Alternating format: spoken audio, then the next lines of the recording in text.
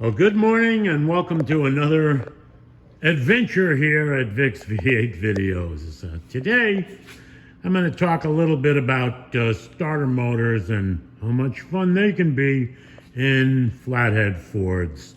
So, I've got a friend of mine who has a 51 Mercury convertible that's still an original 6-volt car.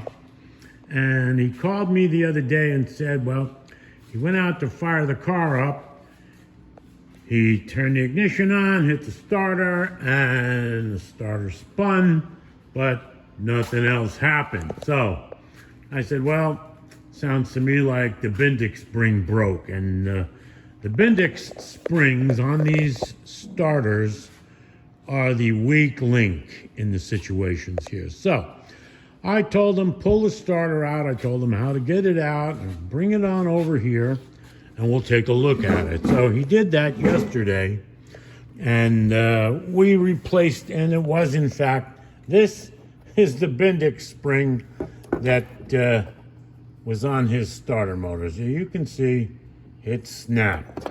And I'll digress a little bit by saying a lot of guys will convert their 6-volt positive ground systems into a more modern negative ground 12-volt system, and they opt to leave the 6-volt starter motor in the cars because the 6-volt starter motor can handle 12 volts, and everything is good until it isn't, because eventually that Bendix spring from that volt of the 12-volt starter, that jolt will snap that ring. And it happens on the 6 volts too, depending on the age and whatever. But like I said, this one was a clean snap, broke right off. So we removed it. Now here's one.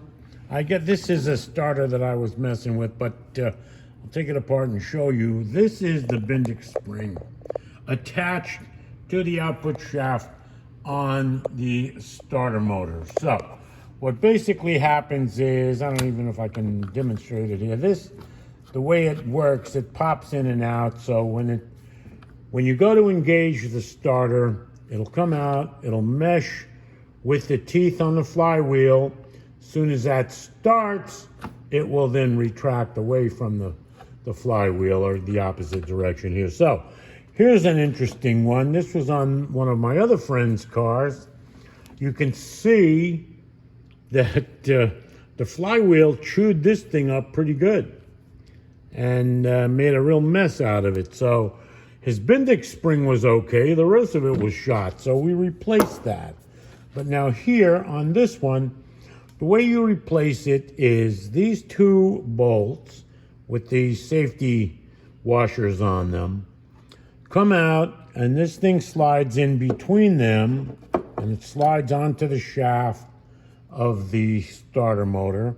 Then the Bendix spring slides over it, and it gets connected through these. Here are 2 bolts and one of the safety washers. You can see how the safety washer is bent up on one side and down on the other. So you have to, when you position it on the starter motor, they have to be in such a position, like you can see this one right here, so it won't turn against the spring. Same thing on the other side of this. And then you put one up so that they are locked in place, because they get a lot of torque, a lot of use on them. So they're not hard to replace, and I wish there was a better way to do it. You can put one of those new starter motors. I actually had one when I had a 51 Ford F1 pickup with a Full House 50 Merc motor in it, and I put one of those low torque, whatever they call them, starters on it, 12-volt negative ground. I pulled it out after a day. I was not happy with it at all. I put a stock converted to 12-volt starter motor back in the truck, and it worked fine from there. So that's just a quick note that I thought I'd post here so everybody could see it. And it's not a difficult thing to do if you've never done one before. There's a little bit of a trick to getting them out. They also, his had on it, which I don't have here in front of me to show you, on the front where these two rods go through. What did I do with those? I don't know. I put them, oh, here we are. These two rods hold the front of the starter motor, run through it, and go to the back. When you remove the starter motor, it's imperative that you get a couple of nuts and do not let these separate. Put the nuts on while you've got it out of the car so it holds together.